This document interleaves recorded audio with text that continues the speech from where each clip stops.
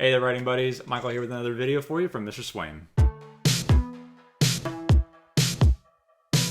Today's video is sponsored by hate.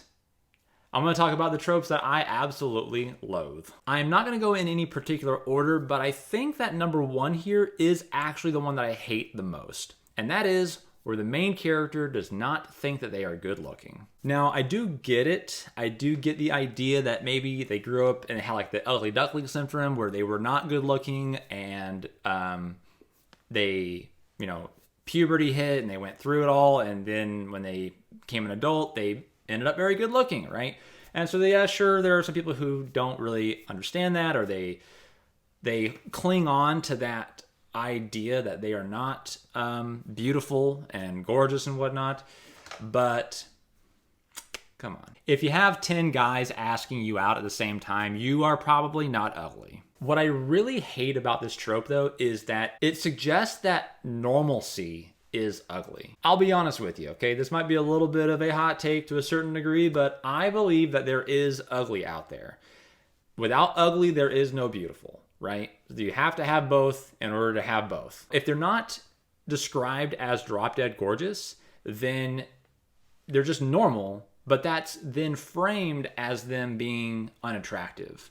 And I absolutely hate this. Next is training sequences and magic schools. Funny enough, I actually have both of these in my book, kill me. But it's more about the way that it's actually used. So often the training sequence is not really there to train the main character. It's there to just show that they're already good at what they're there for.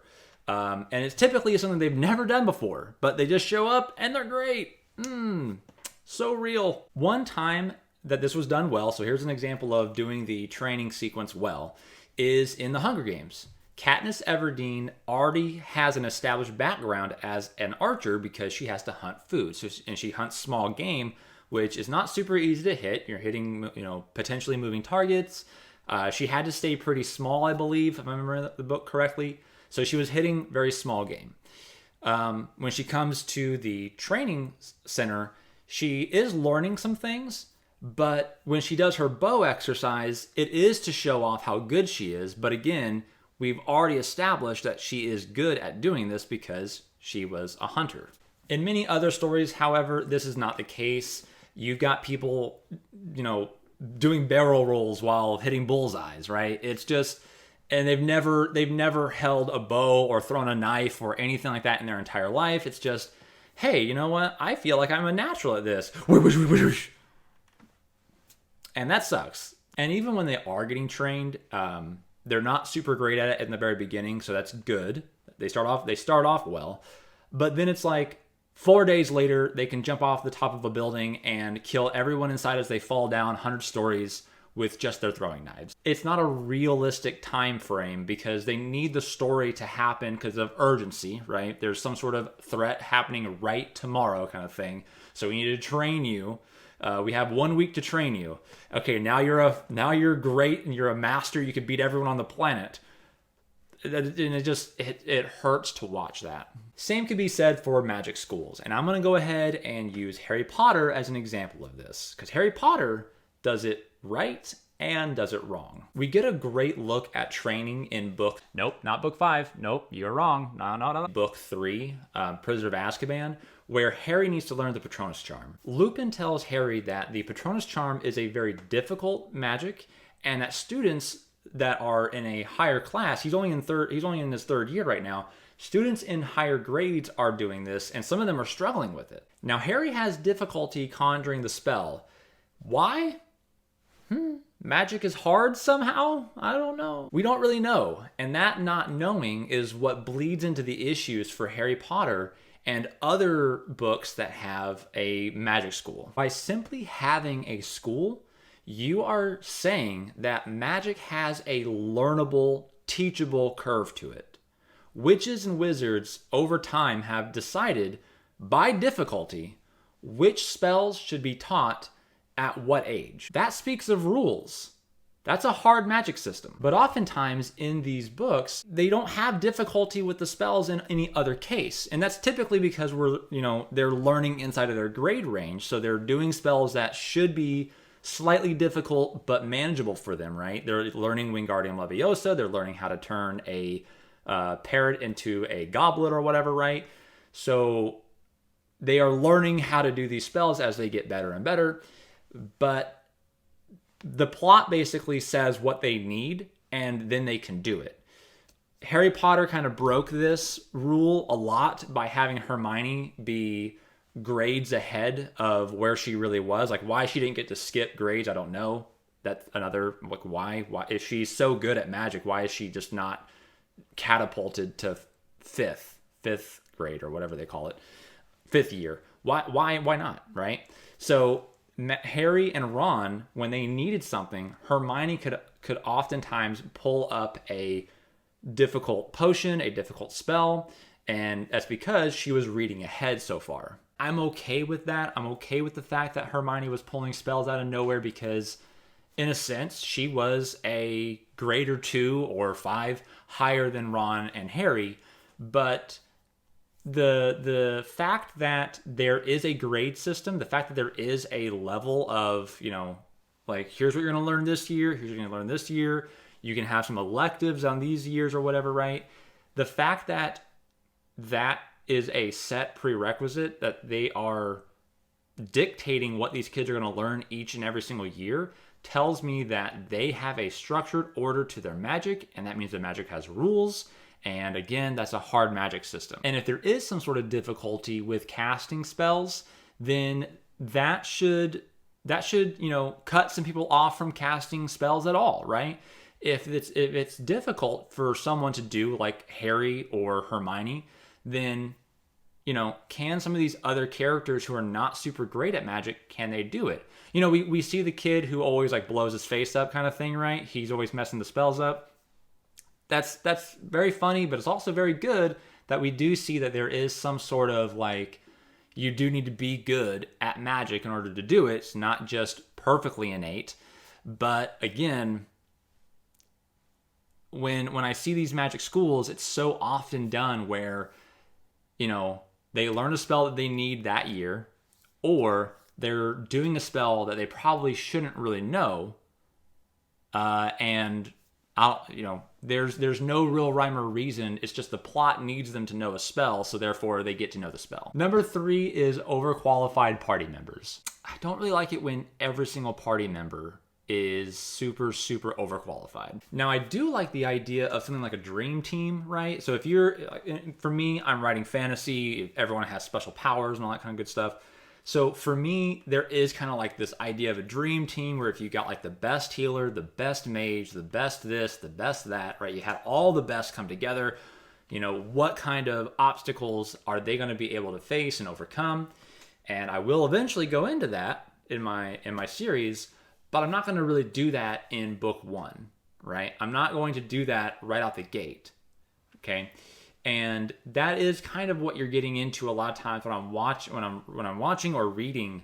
I'm seeing a lot of, like, dream teams come together too soon. So the reason I don't like doing the dream team right out the gate is because without giving the audience, the readers, some sort of acclamation standpoint, some way of kind of knowing, like, how much more powerful this dream team really is, without giving them the lower level characters, they're not going to notice, they're not going to understand how much of a gap of power is between average and dream team. Now, that's not to say that you don't have to, you can't have your dream team show up in your first book or second book or whatever.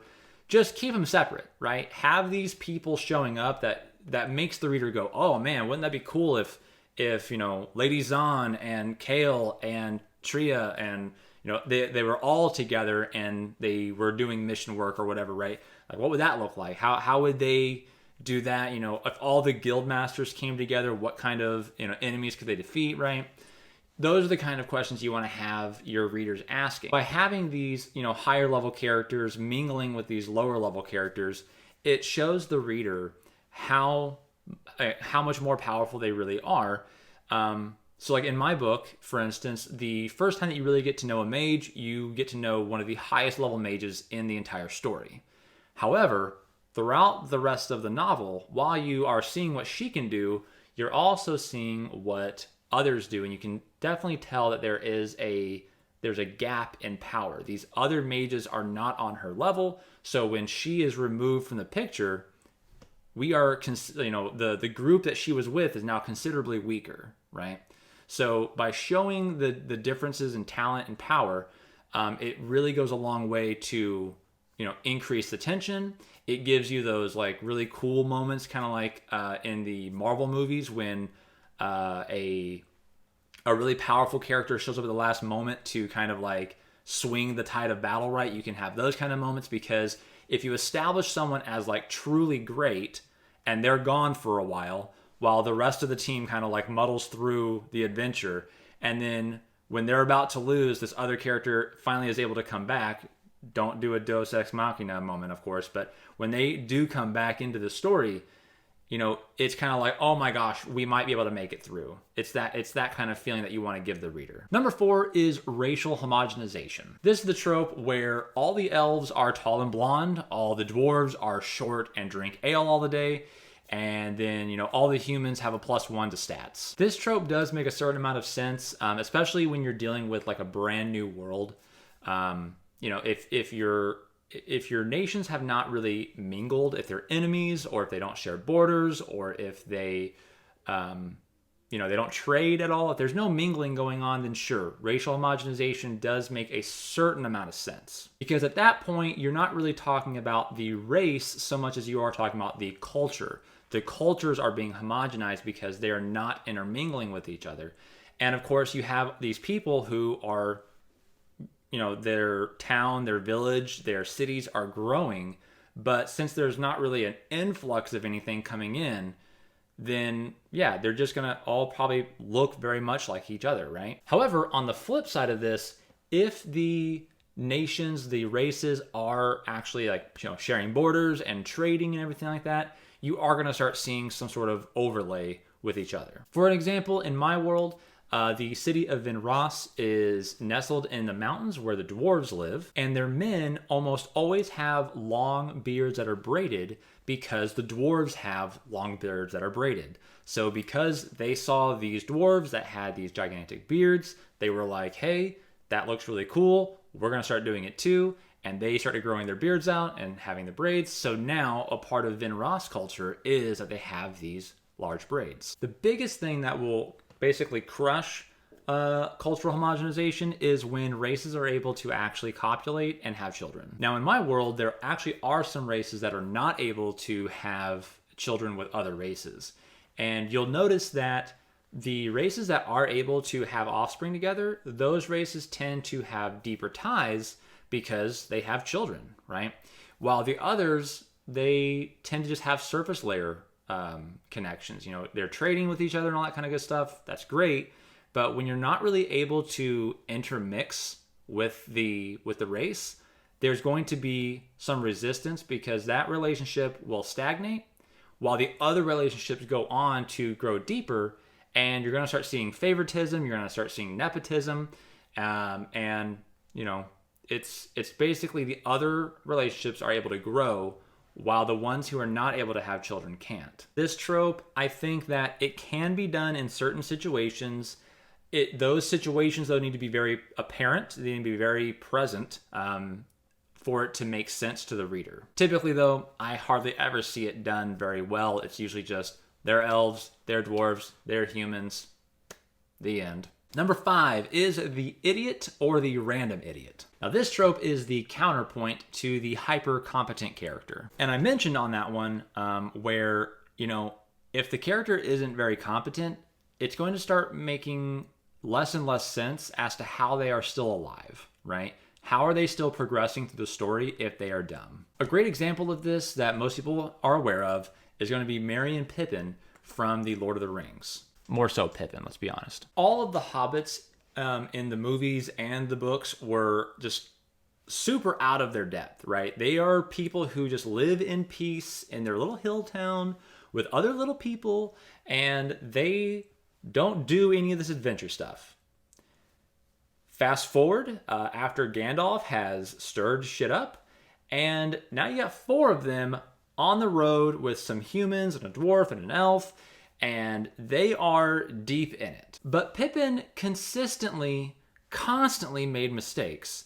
And that's okay that a character makes mistakes. No one's perfect.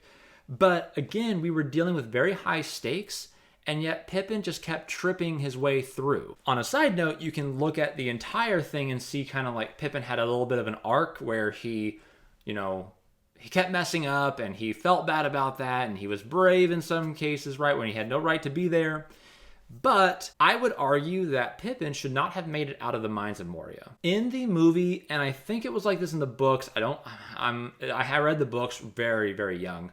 So I don't 100% remember if it was the exact same, but he knocks over a skeleton down a well, and it bounces around, clatters around, and it wakes up the goblins, and they have a troll, and that is the room in which Pippin should have died. Okay.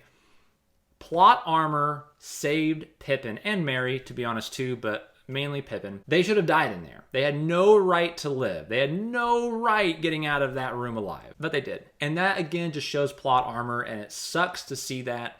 And it's good because Pippin is a good character in my opinion. He is good comic relief, but he really shouldn't have lived. The other side of that is when you do have a competent character, but they become really stupid when the author needs them to be dumb, right? The character is known throughout most of the book to be smart and intelligent, but they need to make a mistake so that way the plot intensifies near the end or something like that, right? A great example of this, my wife and I, we hate the character Matt from Heroes, the TV show Heroes. Matt in Heroes, he's a cop. He is able to read people's thoughts. He's out of his depth in the sense that he doesn't know what's going on with these powers, sure, but he is not stupid. And his only disability that he was really up against that kept him from being a detective in the first place was that he was like dyslexic, right? He had such a hard time reading. But everything else he was good at, right? He was good at shooting. He was smart. He was good at being a detective, like putting the pieces together. But then in the story, throughout all the seasons, when they needed him to be on the wrong side, he was the character, right? When they needed some sort of like two of the main characters needed to butt up against each other here and make it difficult for each one to pass because they don't want to really go through each other because they're friends. The one constant one was always Matt. He would always be the one who's like, no, I got to take you in this time. And it's like, no, if you just let him go, he can fix everything, Or he's like, or he would let him go right when you need to stop him. And it's, Matt, you're never making the right decision, bro. Eventually, Matt was kind of a dumb character, but he was initially introduced as a competent character, but then they just kept using him over and over to make these mistakes. And so I hate when I see a competent character make very dumb decisions, and it's very clearly done just because they need it done for the story to move forward. If you're enjoying the video, go ahead and leave a like down below. It'll really help, and I appreciate that. Number 6 is the secret heir. This trope is done a lot of times in fantasy where we have a pauper, a serf, a commoner who is typically, they have nothing, they come from nothing apparently, but then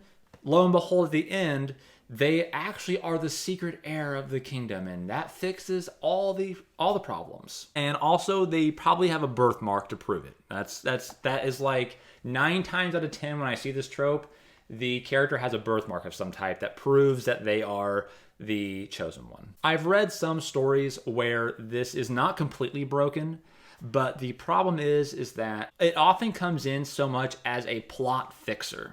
And that is my main problem with it. If you have a twist, be that they're a secret heir, or that might be the inciting incident, right? That I'm okay with because it's not fixing the plot. It's changing the plot, right?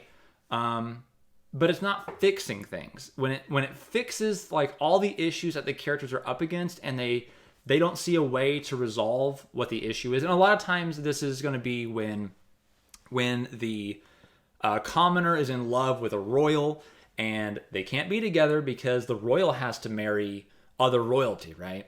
The commoner and the royal, they want to get married, but sorry, you just can't do it. But then, oh, it turns out I'm actually the long-lost prince of a long-lost kingdom, and therefore technically I am a royal, and so therefore I can be a suitor for you, right? That, where it's just fixing the plot, is where I have a problem with this. A good example of when this trope was done right is actually Harry Potter. Harry wasn't exactly a royal, but he was kind of like from a very famous royal family, or not royal, excuse me, a very famous wizard family. His parents were very well liked by everybody. He was totally rich, right? He had a vault at Gringotts, so he was totally loaded. But the money never changed money never solved his issues, right? I don't believe there was ever a case where he solved his problems by throwing money at it. The only time we ever saw him really use his money was when he bought the entire candy cart in the first book. That was it. Besides his parents being very well liked, and therefore a lot of the people who liked his parents, they liked Harry as well because of that. Beyond that, and probably the cloak of invisibility was the biggest help he ever got from his parents. Beyond those things, his parents' lineage, his parents', wealth and prestige and all that never really helped him. As long as this trope is used not as as an end device to help fix the plot's issues of, can the characters get what they want? First, no, but now because they're royal, yes. If that's not what's happening, then I think it's okay. If it's, again, it just happens to be a plot twist, or it happens to be a inciting incident, I think it's fine then. Next is the lucky novice trope. I kind of mentioned this a little earlier with the training situation, but this kind of happen outside of training instances as well. And that's where the novice who has never done magic, archery, knife throwing, sword wielding, whatever, they've never done it before, but then as soon as they pick up a sword, it's just a part of their body, and they just know how to perfectly use it. They know how to riposte it. They know how to dance in and out of the engagement, right? They just know. And I just say no to that. This can spawn off of the idea that the person is inherently good at it because they literally inherited the traits. If that was true, I could play guitar. I could do mosaic tile. I could draw. I hate this trope because I've never met a person who was, inherently good at something, that to the point where they never had to work on it to be better than those who are putting in a lot of effort, right? Effort will always beat out just innate ability. Number 8 is black and white morality. In my list of good tropes, I did mention that I do like a good black and white, good versus evil overall storyline. That's totally fine by me. But again, when you get into the minutia of character choices, relationships, things of that nature, I don't like black and white there. All the time anyways. I think that some characters can be that way. I think, very few characters, I should say, can be that way, where they are totally black or they are totally white on that morality scale. Otherwise, everyone is somewhere in a gray area. They might be trying to be perfectly moral and just. They might be trying to be as evil as possible, but they are going to fail at that. They are going to fail at those absolutes, and they're going to fall into that gray area. If you have your characters be completely black and white, then the story ultimately becomes kind of boring because it's just so predictable. I know what this guy's going to do because he's totally evil. So, yeah, I can predict what he's going to do next. I'm not going to be surprised when it turns out that he poisons somebody or stabs someone, whatever, right? I'm not going to be shocked at all because of course he would do that. He's a bad guy, whatever, right? It's a great tension to see a character who is being pulled away from whatever morality they're trying to achieve. Because again, most characters are not trying for a morally gray. They are trying to be either totally evil or they're trying to be totally good. And even those characters who are totally evil, they probably see themselves as being totally good, whatever, right? But they're not attempting to be gray characters, right? People are trying to get to the ends of morality. but it's always very good tension to see them getting pulled away from that morality. They're getting tugged on by world constraints, by other relationships, right? That is where a lot of the most interesting types of tensions can be found. The question is, what types of concessions are they willing to make? What are the little sins that they're okay with? All right, number 9 is Soulmates. Told you in another video to watch out for it, so here it is. When Soulmates is done straight, like it's just you only have one other person out there in the entire world who is actually the perfect fit for you, that is maybe a little bit more than mildly depressing. Because in a world where there's, hundreds of millions, or like in ours where there's billions of people on the planet, and there's countless leagues between you and other people out there, the chances that you're going to find that one person who is perfect for you and no one else is perfect for you, the chances of you finding them is like basically zero. But it seems to happen in every single story that we end up reading, right? The main characters are next door neighbors and they're perfect for each other. Or, the princess that I have no access to, turns out that when we finally meet, we're perfect for each other. Or, this idea that they somehow meet up regardless of all obstacles that might be putting in their way. It's just not believable because, again, the statistics are super, super, super against them. Number 10 is love triangles. Now, I mentioned love triangles in my video for tropes that I love, but I was really talking about love arrows in that one, right?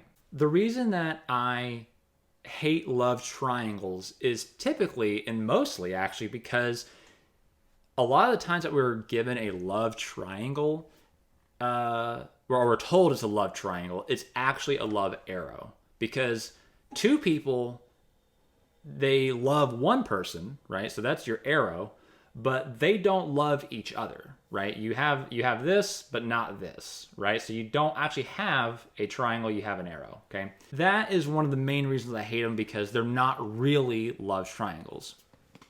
Now, I have read a few love triangles that are actually really love triangles. The then problem that I have with them is I have yet to read a story where there's an actual love triangle, and I actually believe that all three party members are in love with each other. It's really more like the two who are after the one kind of go, well, look, I love him or her so much that I'm willing to share. I will share, right? And then when that one character who feels bad that they are not committing to one or the other, they want it to be a triangle, and they go, now you two kiss. The other two characters are like, okay, yeah, we'll totally, yeah, for sure we'll kiss. Yeah, let's do this, right? It just feels super forced every single time. I have never read a story where I believe the love triangle as a full love triangle. It is a love arrow that was either marketed as a love triangle, it's not really one, or it's a love arrow where the connection point was like, now I want you two to love each other too. And anytime that you read a story where something is forced, it never reads very well. It's never a good experience. If you liked any of these tropes, you are weird, but I still accept you. Let me know down in the comments below which of these tropes you hate the most. Were there any tropes that I didn't hit that you hate? Let me know. Go ahead and hit that subscribe button for more videos, and I'll see you in the next one. Until then, happy writing, happy reading.